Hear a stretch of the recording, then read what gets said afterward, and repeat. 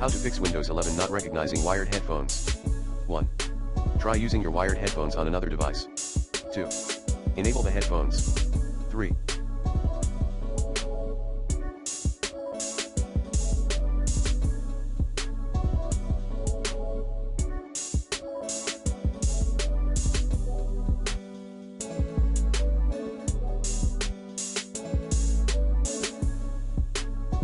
Set your headphones as the default audio device.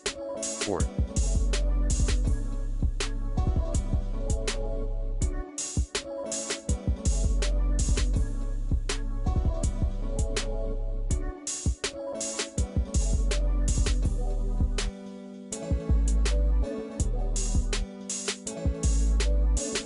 Run Playing Audio Troubleshooter. 5.